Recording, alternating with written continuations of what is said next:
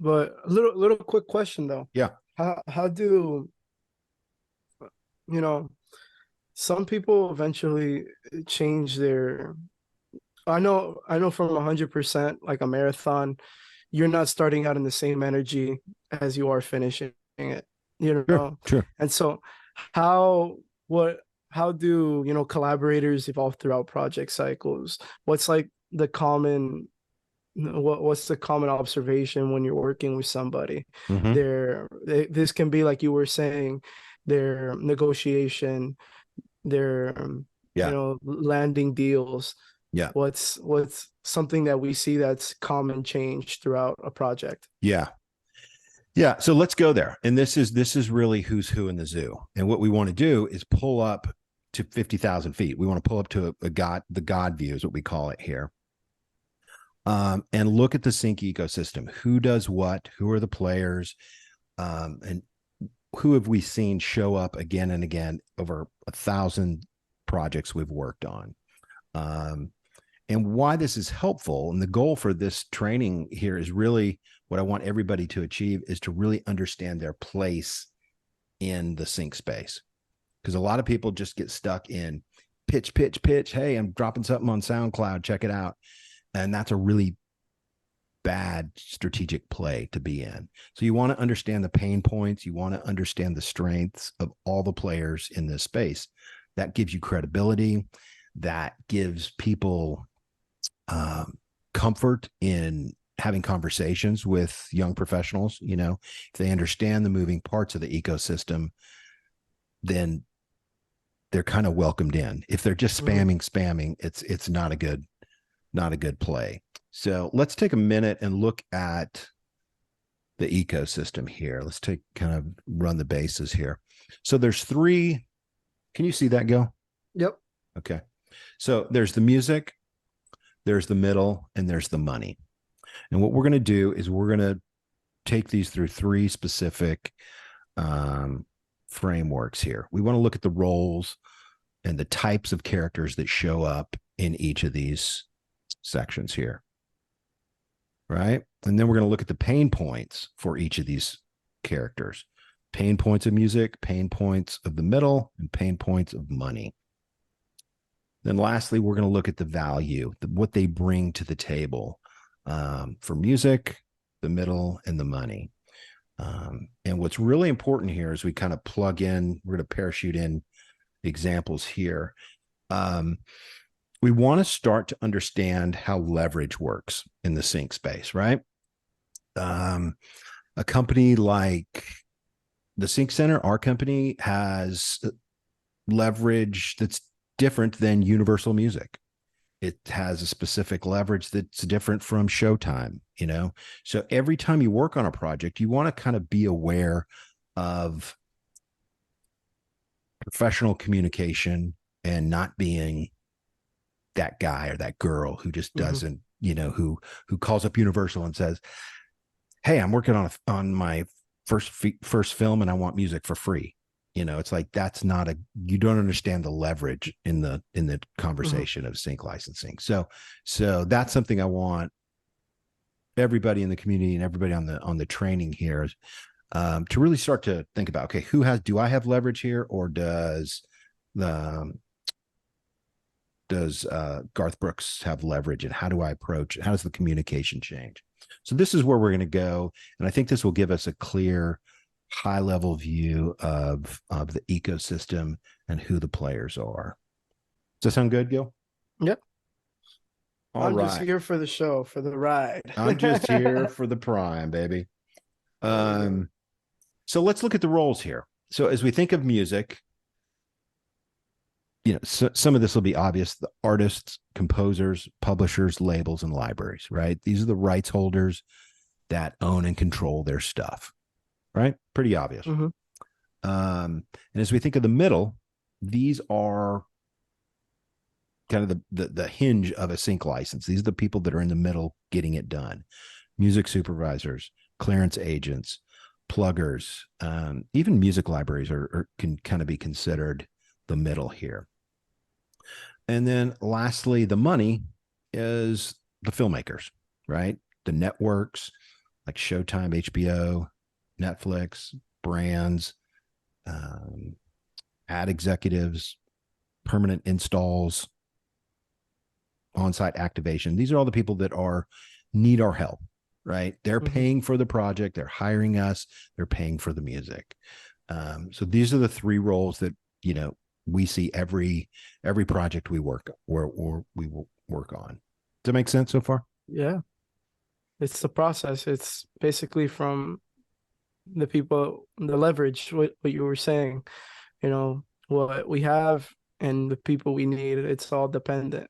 It's the same. This happens every project, Hmm. right? So we want to expect it, we want to understand it, we want to really get clear. And this is an important piece of this conversation of the ecosystem. What are the pain points? Hmm. What are the pain points for the music? What are the pain points for the middle? What are the pain points for the music side? Before we hop into this, Yeah, like, what are pain points specifically? great question. So pain points are the things that stick in their craw, keeps them up at night. You're worried about it. You don't know, oh shit, I don't am I legal here? Am I going to get sued? That's a pain point, So not right? necessarily weaknesses, but threats. Yeah, these are the things that keep them up at night, and that, like, if Hmm. they could solve this one thing, they're going to be happy, Yeah. right? Great Hmm. question. And they're different for each. So let's kind of look at these. So the pain points for music are opportunities, right? If you're an independent publisher or record label, you want to be in the space more, right? Hmm. You want to have more relationships, right? If Definitely. somebody can bring that to you, you would love that. That's the And need. yeah, and ultimately it's money, right? They Hmm. want to make more off their catalog.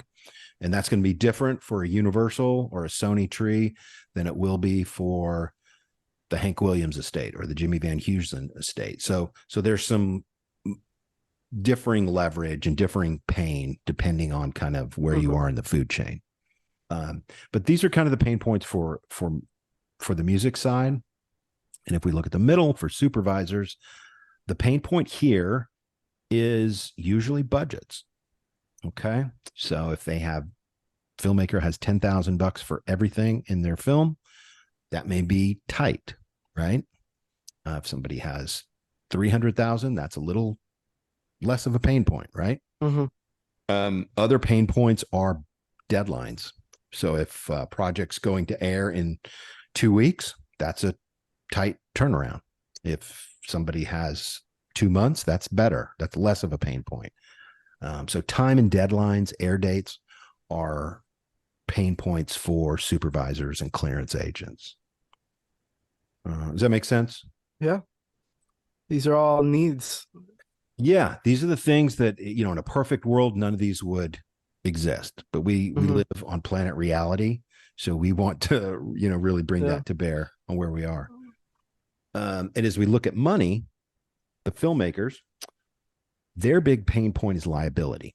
They don't want to get sued. So if I'm Microsoft and I'm doing music for their annual developer event, they don't want to be sued. Like that, Hmm. Microsoft, if somebody sues Microsoft, they're going to come at them with 9 Full digits, right? force. Yeah. Yeah. Um, so that's a big one. Access to rights holders, they don't know who to talk to about this, right? They want great music, but they don't know how to get it. We get people calling all the time who are, slamming their head on the table, trying to do the right thing. They just don't know what they don't know.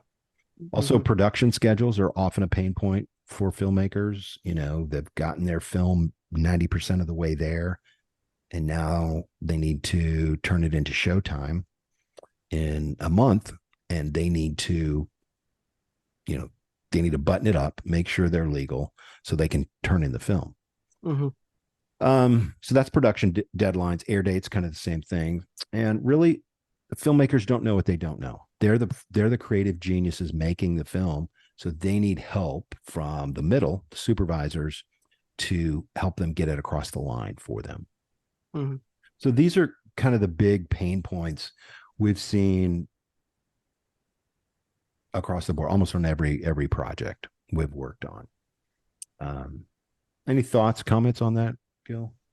So the pain points, I understand that the pain points are essentially, they're always going to be existent. There's Yeah. always going to be that sense of worry. But Yeah. can these three sections and these three different types of people, can they achieve that, zero pain points and essentially being that powerful and dangerous? Yeah. Yeah, absolutely. And that's really, I mean, as we look at this, all this liability, access to rights holders, great music, all this stuff, that's why we get hired, right? Mm-hmm. We can get them the music they want within the budget they have. So they come over to us and say, hey, help us get Yeah. our baby into the world. So yeah, I mean, we make all these pain points go away. A good supervisor Yeah. can help them sleep better at night. It's And then back the again beautiful, to the chain. yeah, it's a food chain. It's the ecosystem here. Yeah. And then, we pull into our relationships of music catalogs, labels, publishers, indie artists. So it really is, kind of a trickle down thing of, okay, I'm Microsoft and I need somebody to help me handle all this. And then we take care of all this and make all this pain go away for the Mhm. filmmaker. Yeah. So that's how it works. And, we've been really fortunate at, putting a process in place that helps this happen. Not 100% of the time, but, 95% of the time, we Definitely. can't control what the music says. Mm-hmm. But we can have options as far as music replacement, which Yeah. maybe we could do a whole episode on music replacement. That'd be a good one. Um, so these are the pain points, and this is an important thing that a lot of producers don't understand. They don't understand the supervisor's pain point. They just come at them with spam, spam, spam. I'm dropping my single on SoundCloud, and it's like, it's our job to understand. Sorry, let me move on this here. It's our job to understand their pain points, and it's the music's side to understand our pain points. Yep. Okay. So if you're an indie label, you don't want to be gurming supervisors and just inundating them with SoundCloud links. You want to build relationships. You want to understand their pain points, and you want to speak to how you can help solve their pain points. If Mm-hmm. Universal's charging $100,000 for a use, then maybe you charge $2,000. Okay. Yeah. Stuff like that. That's like, it's real world stuff. It's not just spam, Yeah. spam, spam. This is a business relationship, a business process that, we get hired because we make pain go away. Exactly. Right? It's like we were mentioning on the previous episode. It's making yourself hireable. Exactly. And we can maybe even do another whole episode on that, making yourself hireable. It's Yep. essentially coming up with a need, Yeah. and having something to treat a demand. Yeah. And having that. Yeah. So And absolutely. I've said it a handful of times, but it's like, as filmmakers come to us, we're kind of like a plumber. Yeah. We're Plumbers. their toilet's overflowing and they need to turn their film into Showtime in 60 days. And they need somebody to make their pain go, fix their plumbing. So we go Yeah. in, we go through their budgets, we go through the music, we get the negotiations, we get the rights, we keep them legal. And, Mm-hmm. that's why understanding their pain gets you hired. Right. So, yeah, I think you're exactly right. Yeah. And like, John, from my understanding, licensing music, it involves a lot of legalities, like you were mentioning with the liabilities Yeah. and, It's, we're rights not management. lawyers, but we do negotiate Yeah. on There has to be some sort of knowledge. yeah, absolutely. We're negotiating Mm-hmm. price. We're negotiating range. We're negotiating where it's going in the real world. So Yeah. yeah, absolutely. So like, can you explain like some of the roles that for example, copyright holders and, performance rights organizations and sync agents and how they ensure a good process of, permissions. Yeah, definitely. That's a whole episode. We'll go Yeah. through the 20 questions document that we go through on every license Hmm. to make sure we're bulletproof. And really our job is to eliminate variables. So Yeah. we have a bulletproof process that we use on every project that gets everybody on the same page. No secrets and no surprises is what we say often, Hmm. because everybody understands what we're agreeing to. Everybody understands the price, term, territory, all those terms, you know, it's all there. Absolutely. Right. But that's a whole episode. Yep. We can do that for sure. So let's look at the value that these three entities bring for the each project here. So the value for the music is world-class music, right? If I'm Sony, I have Michael Jackson, the Beatles, Burt Bacharach, Taylor Swift, world-class music, right? Hmm. Um, they own and control the IP, which means they can say yes or they can say no. Hmm. They not often do they say no, but they do have the right to say no. Um, so that's the value they bring. That's someone like Sony, but an independent record label has maybe not world class music, but they've got pretty damn good music, right? Hmm. So that's the leverage shifting there. Sony's leverage is different than, a label out of Miami, just is. Um, Absolutely. so that's the value the music brings. And if we look at the middle, the supervision hinge here, they bring their expertise, processes, relationships. They reduce liability, and they make the friction and frustration go away. They also bring their love for music and their instincts and their secret stash drawer of the best music that's Yeah. unused, and we could talk about that at some time, but the passion's important, but like we said, underneath the iceberg, all that other stuff of knowing how to negotiate, knowing who to talk to, knowing who the head of Universal is, knowing who the head of Sony is, all that stuff Hmm. is maybe as important as understanding and loving the passion music part of it. Absolutely.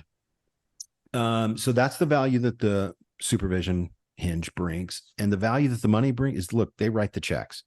Hmm. Netflix hires us, Showtime hires us, Dancing with the Stars hires us. They're saying, hey, June 24th, we need these 5 episodes knocked out. Right. So Hmm. all these are important, right? Music is important. The negotiations of the supervision is important, and the money is obviously important, right? Hmm. Um, so that's the value that each of these brings. So if we look at these all together, we have the 3 different types, we have the pain points for the 3 different types, and we have the value add that each of these bring. So definitely, as you're taking notes, you want to screenshot this and really digest. There's a lot of information here, but getting this right usually means that you get welcomed into conversations. I'll say that, because a lot of people that don't get this are just like spam, delete. Yeah. And take So advantage. It's free. yeah, totally. This is It's why we're free. doing this. I mean, that's part of our mission, is to really empower and train the next generation of supervisors at the sync school. Yeah, definitely screenshot this and think through this. As you have any questions, or if there's stuff we've left out, um, definitely leave a comment below. Not saying this is 100%, every case, but this is what we've seen over 2,000 supervision projects Mhm. over the last 18 years. Um, so, um, so yeah, that's just kind of a quick, run through of the ecosystem and who's who in the zoo. Absolutely. Yeah. No, it's really crazy because even for me, being I've been in the industry for a little close to 5 years, Yeah. and even then, it's these things. They exist, and they exist, but it's those little chains of command Right. and that little process that sometimes we just forget about. Yeah. And we kind of put ourselves and sometimes other people in a pedestal where sometimes we shouldn't be, Yeah. and we should have that clear understanding, and it can help us a lot more if we were just really keep this on the It, top of our head. it really professionalizes everything you do, how you talk to Absolutely. people, how you reach out to people, Hmm. um, what you say, what you don't say.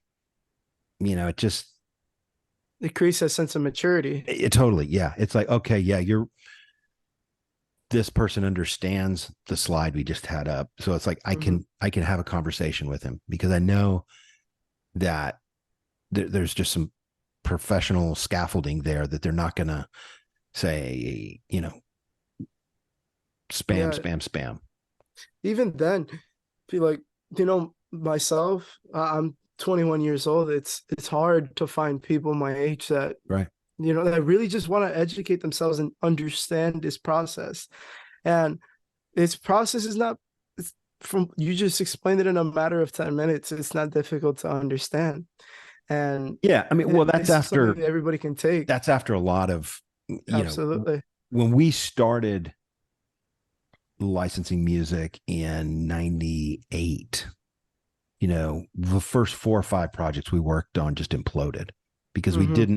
we didn't have our kind of our steps and our process in place. So, fast forward 17 years later and many supervision projects later, it's like we know that the essential steps that we take to Hmm. eliminate the variables. Exactly. And it's not only It, fun to work on, but it's a challenge at the same time. You mhm. get to work with great people, and it's a lot of fun. So it's definitely eliminating that whole sense of blind chicken when you're working on a project.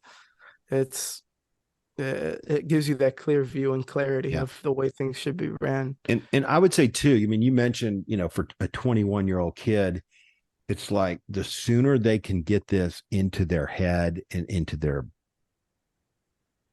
mouth and into their feet, like how they talk and walk this out, it just, even if you're just starting out in supervision and music licensing, the sooner you get this into your DNA, you're just at your Exactly. credibility is night and day. It's already engraved. Yep. Yeah, yeah. It's like you just, It's a training process. it's you're able to enter into the conversation. Yeah. Absolutely. Yeah. So So that's what we have for the episode today on who's who in the zoo. And yeah, if anybody has any questions, thoughts, feel free to reach out to Gil or myself, and we'll absolutely. yeah. And Okay. I should also say too that if anybody wants to go deep on this is like tip of the iceberg stuff. Um, we have the Sync School has a 5-day training that's coming up next month that you're welcome. Just reach out to Gil. He'll get you all the information on that. Absolutely. We go deep on sync supervision and clearance. We work on real projects. We collaborate. We basically take our process and we kind of open source it to the cohort in each month's training. So if that's something you're into, just reach out to Gil and he can get you We some of can that set it up information. Yep. 100%.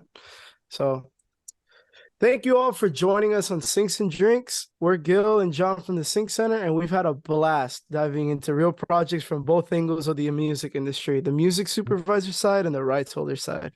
We hope our discussions have been as enlightening as for you as they have been for us. If you enjoyed this episode and want to stay updated on our future ones, don't forget to follow our newsletter and subscribe to our series.